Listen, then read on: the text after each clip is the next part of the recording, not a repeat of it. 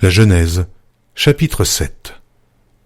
L'Éternel dit à Noé, « Entre dans l'arche, toi et toute ta maison, car je t'ai vu juste devant moi parmi cette génération.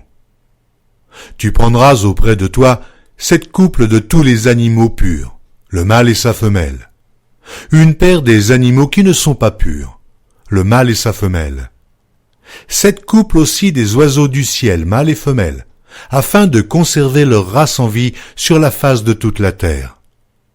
Car encore 7 jours, et je ferai pleuvoir sur la terre 40 jours et 40 nuits, et j'exterminerai de la face de la terre tous les êtres que j'ai faits. » Noé exécuta tout ce que l'Éternel lui avait ordonné.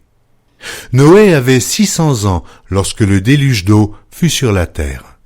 Et Noé entra dans l'arche avec ses fils, sa femme et les femmes de ses fils pour échapper aux eaux du déluge. D'entre les animaux purs et les animaux qui ne sont pas purs, les oiseaux et tout ce qui se meut sur la terre, il entra dans l'arche auprès de Noé 2 à 2, un mâle et une femelle, comme Dieu l'avait ordonné à Noé. 7 jours après, les eaux du déluge furent sur la terre.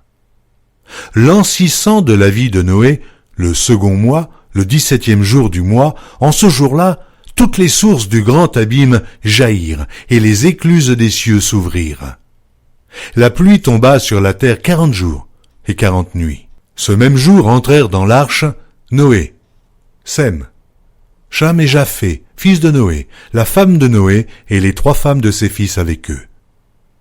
Eux et tous les animaux selon leur espèce, tout le bétail selon son espèce, tous les reptiles qui rampent sur la terre selon leur espèce, tous les oiseaux selon leur espèce, tous les petits oiseaux, tout ce qui a des ailes. Ils entrèrent dans l'arche auprès de Noé 2 à 2, de toute chair ayant souffle de vie.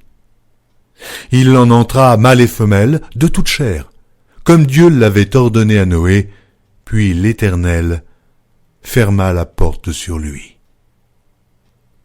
Le déluge fut 40 jours sur la terre.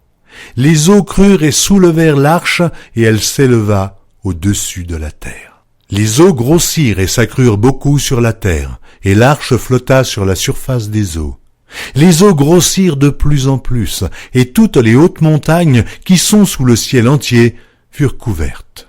Les eaux s'élevèrent de 15 coudées au-dessus des montagnes qui furent couvertes. Tout ce qui se mouvait sur la terre périt, tant les oiseaux que le bétail et les animaux, tout ce qui rampait sur la terre et tous les hommes. Tout ce qui avait respiration, souffle de vie dans ses narines et qui était sur la terre sèche, mourut. Tous les êtres qui étaient sur la face de la terre furent exterminés, depuis l'homme jusqu'au bétail, aux reptiles et aux oiseaux du ciel. Ils furent exterminés de la terre, il ne resta que Noé et ceux qui étaient avec lui dans l'arche. Les eaux furent grosses sur la terre pendant 150 jours.